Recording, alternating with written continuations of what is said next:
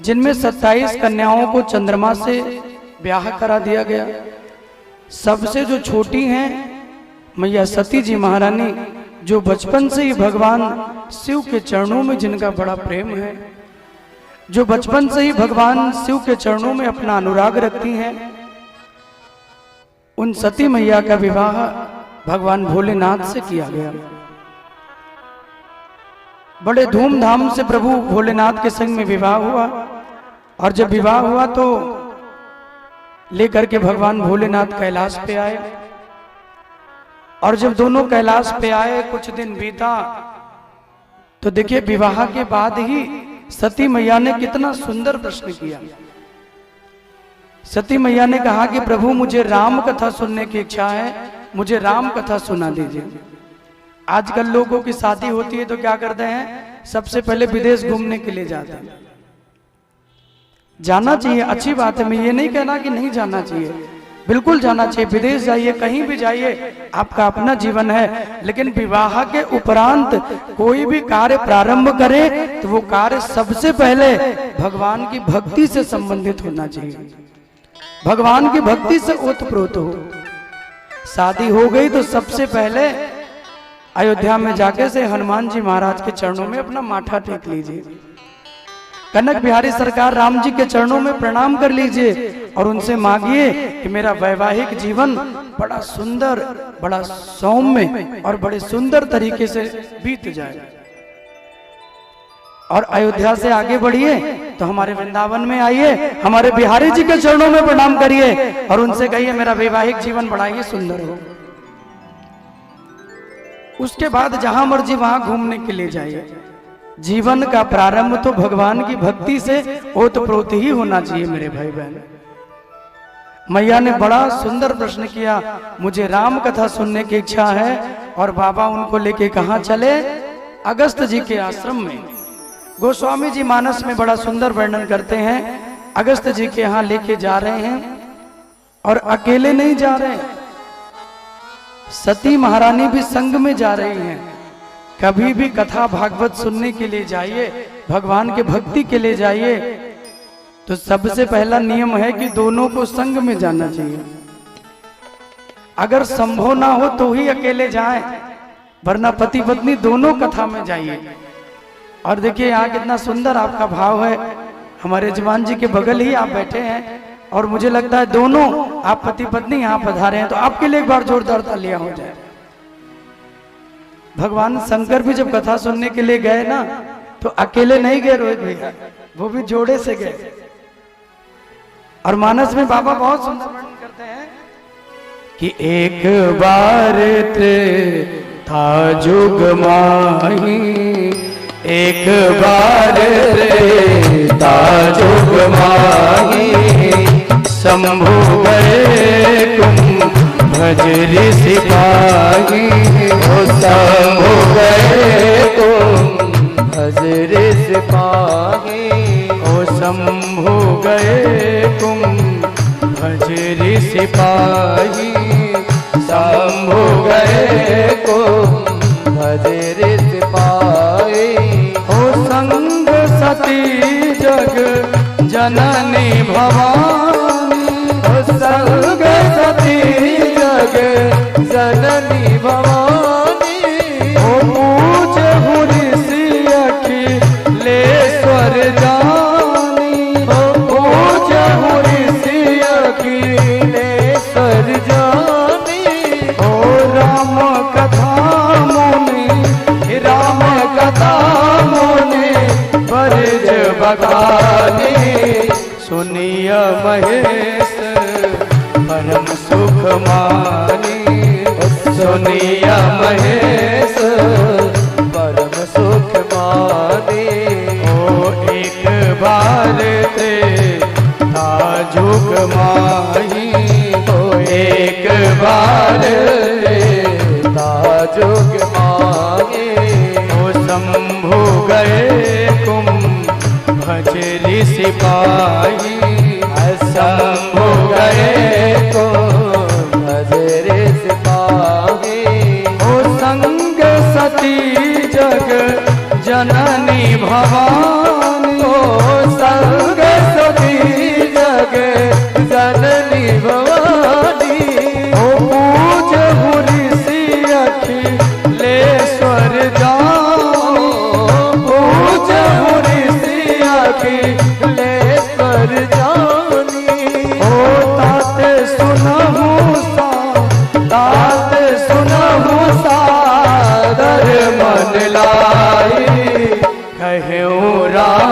के कथा सुहाए, कहे वो राम के कथा सुहाए।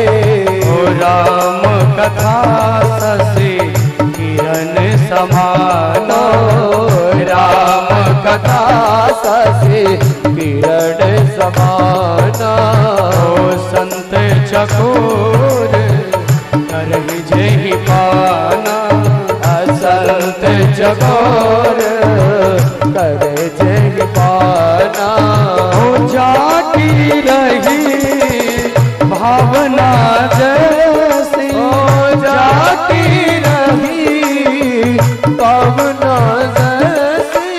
ओ प्रभु मूरत दे ही दिन तैसी, ओ प्रभु मूरत देखी तीन तैसी। ओ राम राम शिव राम राम शिव सुमिरन लागे, जाने हूँ सती जगपति जागे। जाने हूँ सती जगतपति जागे।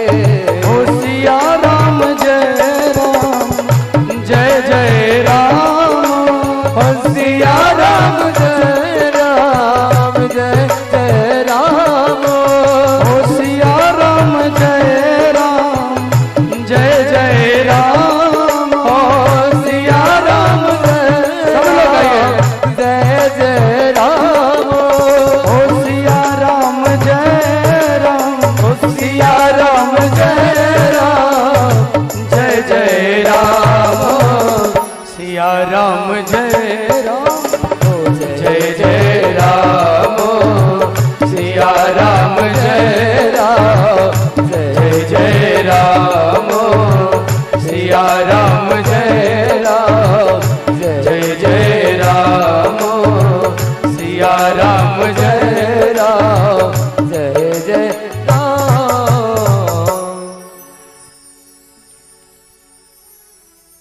एक बार त्रेता युग माही।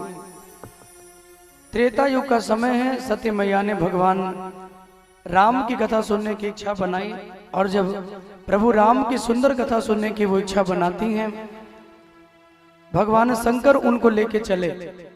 और कहाँ लेके चले? कुंभज ऋषि के यहाँ। कुंभज ऋषि कौन है? बाबा अगस्त को ही कुंभज ऋषि कहते हैं। कुंभज ऋषि के आश्रम पे आए, अकेले नहीं, संग सती जग जननी भवानी, और पूजे हो ऋषि अखिलेश्वर जानी।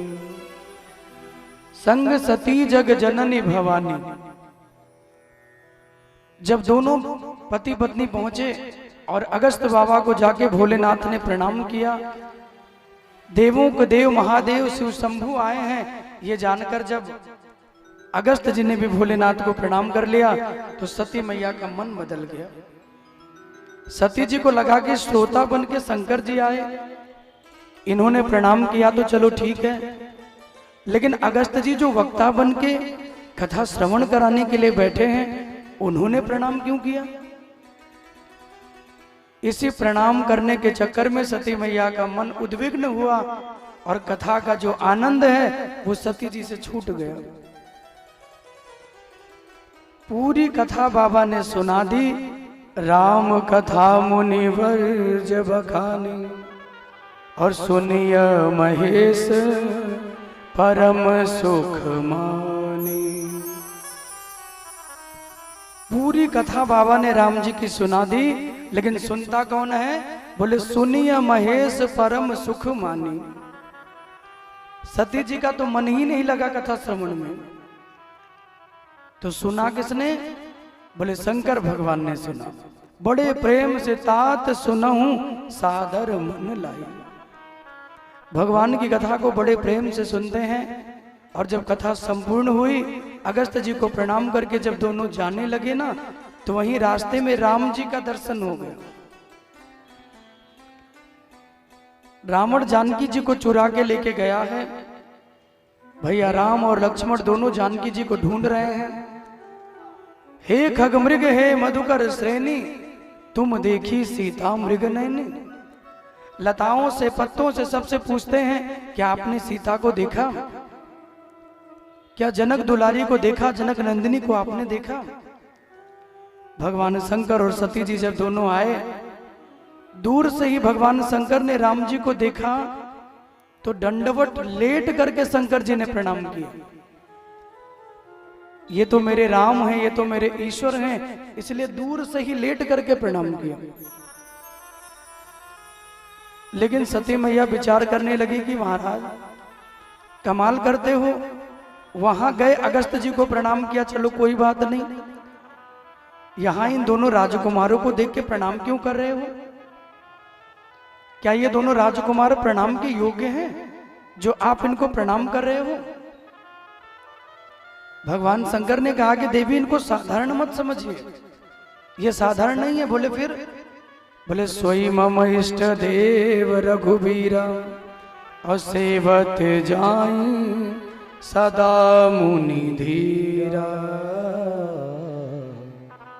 सोई मम इष्ट देव रघुबीरा, देवी यही मेरे राम हैं जिनका अपने हृदय में मैं ध्यान करता रहता हूं, यही मेरे प्रभु हैं। सोई सच्चिदानंद सोई जग पावन अस कही चले मनोज न सावन, यही मेरे राम हैं। दंडवत लेट करके प्रणाम किया, लेकिन सती जी ने नहीं किया। अब देखो कई बार हमारे जीवन में यह स्थिति हो जाती है कि भगवान को देखकर भी हम भगवान समझ नहीं पाते। सती जी का मन प्रभु की कथा में लगा नहीं, भगवान राम को देखकर भी कह रही हैं कि ये राम नहीं है। राम जी को देखकर भी कह रही हैं अरे ये तो साधारण से राजकुमार हैं, ये राम थोड़ी है। शंकर जी ने कहा देवी कैसे मानोगी? तो कहा कि मैं परीक्षा लूंगी। तब शंकर जी ने समझाया कि देवी दुनिया में कोई मिले तो उसकी परीक्षा कर लो, कोई साधु संत मिले तो उनकी समीक्षा कर लो, लेकिन कभी भगवान से मिलना हो तो न परीक्षा न समीक्षा, भगवान के लिए प्रतीक्षा करिए, भगवान के लिए इंतजार करिए। वो परीक्षा के विषय नहीं है, वो तो प्रतीक्षा के विषय हैं। जो जितना भगवान के लिए आतुर होगा, जो जितना भगवान के लिए प्रेमी होगा, जो भगवान के लिए जितना मिलने के लिए लालायित होगा, उतने ही प्रेम और उतने ही भाव से वो भगवान को पाएगा। सती जी ने कहा मैं परीक्षा लूंगी। भगवान ने कहा कि देवी यदि परीक्षा लेने जाना तो थोड़ा ध्यान से लेना, क्योंकि तुमको लगता है कि ये साधारण से राजकुमार हैं, लेकिन सच यही है ये भगवान स्वयं देवाधिदेव आदिशक्ति परमेश्वर स्वयं रघुनंदन राम हैं, और वो उनके छोटे भैया लक्ष्मण हैं। सती जी ने कहा कि प्रभु चिंता मत करिए, मैं परीक्षा भी लूंगी तो मर्यादा में रह के लूंगी। शंकर जी ने वट वृक्ष के नीचे बैठकर सती जी से कहा कि जब तक लौट के नहीं आओगी तब तक मैं यहीं रहूंगा और तुम्हारा इंतजार करूंगा। सती जी परीक्षा लेने के लिए चली, और जब परीक्षा लेने के लिए सती जी बढ़ी, अपने स्वरूप को सती जी ने बदल लिया। स्वरूप क्या बनाया? सती कीन सीता कर बेसा। महादेव की जो देवी है मैया सती, वो भगवान राम की जो प्रियतमा है, जनक नंदिनी जनक दुलारी मैया जानकी का वेश बनाया और सीता का वेश बना के वहां पहुंच गई जहां राम जी हैं। जिन रास्तों पे राम जी चले आ रहे हैं ना, उन्हीं रास्तों पे ये पहुंच गई। और जब उस रास्ते पे पहुंची, लक्ष्मण जी ने देखा। लक्ष्मण जी ने कहा कि भैया जरा देखिए तो, भाभी का वेश बना के सती महारानी आई है। राम जी तो कुछ बोले नहीं, क्योंकि राम जी का स्वभाव बड़ा सौम्य और बड़ा शांत है। राम जी बड़े मर्यादित हैं, इसलिए उनको मर्यादा पुरुषोत्तम कहते हैं। हमारे कन्हैया का तो स्टाइल ही अलग है महाराज, वो कुछ करते भी हैं तो अलग करते हैं। भगवान तो दोनों हाथ जोड़ के सती जी को प्रणाम किया, लेकिन कन्हैया जब जाते हैं तो गोपियों का घूंघट खोल देते हैं, उनकी चुंदरी खींच लेते हैं, उनकी मटकी फोड़ देते हैं, नहाते हुए उनके वस्त्र को चुरा के लेके चले जाते हैं। इसलिए भगवान कृष्ण को लीला पुरुषोत्तम कहते हैं। और भगवान राम बड़े मर्यादित हैं, इसलिए इनको मर्यादा पुरुषोत्तम कहते हैं। बोले रामचंद्र भगवान की जय हो। ये बड़े मर्यादित रहते हैं, और जितने मर्यादित राम जी हैं ना, उतने मर्यादित इनके भक्त भी रहते हैं भैया। जैसे सीधे साधे राम जी, वैसे सीधे साधे इनके भक्त भी होते हैं। कन्हैया के तो भक्त भी बड़े टेढ़े होते हैं, देखने में सीधे लगते हैं लेकिन टेढ़े होते हैं महाराज। क्योंकि कहते हैं ना कि जिनका संग जिनको अधिक मिले, उनका स्वभाव और उनकी आकृति भी उनके अंदर वैसी ही बन जाती है। राम जी का नाम जरा लेकर देखिए वाणी से, जरा राम बोल के देखिए। राम बोलिए, और थोड़ा तेज बोलिए। राम बोलने में कोई बल लगा? राम बोलने में कोई शक्ति लगी? कोई शरीर का कोई भाग उपयोग करना पड़ा? बोले राम तो बड़ी सहज से निकल गया। कोई अनपढ़ हो तो भी बोल ले, कोई पढ़ा लिखा ना हो तो भी बोल ले। लेकिन जरा कृष्ण कह के देखिए, कृष्ण का नाम उच्चारण करने के लिए अपनी जिह्वा को मरोड़ देना पड़ता है। तो जो जीव को टेढ़ी कर देते हैं, उनका नाम लेने में उनकी लीला और उनकी कथा कितनी टेढ़ी होगी। इसीलिए राधे राधे बोलना पड़ेगा। राधे राधे, ऐसे नहीं, जोर से बोलना पड़ेगा, और जोर से बोलना पड़ेगा। राधे राधे। नाम भैया कृष्ण का बड़ा टेढ़ा है कि मोर मुकुट कट काछनी उर्वे जंती माल। ओ मोर मुकुट कट काछनी करवे जल्दी माल। ओ मेरे हृदय बसो सदा सदा विहारी लाल।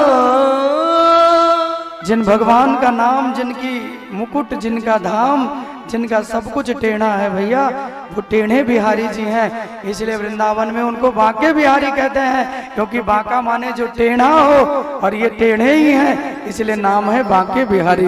बोले बांके बिहारी लाल की जय हो। इसलिए इनका नाम क्या है ब्रज में? किसी ने वृंदावन में बिहारी जी का दर्शन किया है? जरा हाथ उठा के बताइए। इतने भक्तों ने किया। और राम जी का किस किस ने किया है? अयोध्या में हनुमानगढ़ी का दर्शन किस किस ने किया है? सबने किया है। और बिहारी जी का मतलब अयोध्या से वृंदावन भी जाते हैं। एक बार अपने लिए जोरदार तालियां बजा लीजिए। बहुत बहुत आभार आपका। अवध के वासी जब वृंदावन में जाते हैं ना, राम के प्रेमी जब वृंदावन में जाते हैं, तो मेरे कन्हैया को बड़ी प्रसन्नता होती है, क्योंकि राम ही तो श्याम बन के वहां खड़े हैं। बिहारी जी कोई और नहीं, राम भक्तों के लिए राम है और कृष्ण भक्तों के लिए कृष्ण है। उसी रूप में वो वहां खड़े हैं भैया। तो जिनका नाम इतना टेढ़ा है कि नाम लेने में जिभ्या टेढ़ी हो जाती है, वो का के नीचे जो री लगा हुआ है ना, आप लोगों ने हैंगर देखा है? हैंगर जिसपे कपड़ा टांगते हैं, उसमें भी वो टेढ़ा सा होता है ना। टेढ़ा क्यों होता है? बोले जिससे कोई चीज हम फंसा दे तो गिरे ना। तो भगवान के का के नीचे वो री लगा है ना, वो भी जानिए हम भक्तों के लिए हैंगर है। भगवान की शरण में जो आता है, वो उसी नीचे वाली री में भगवान उसे फंसा लेते हैं और उसका बेड़ा पार करके ही उसे छोड़ते हैं। बीच में छोड़ने का ठाकुर जी का कोई प्लानिंग नहीं होती भैया। पूतना के दूध को भगवान ने पिया और पूतना के प्राण को भगवान खींचने लगे।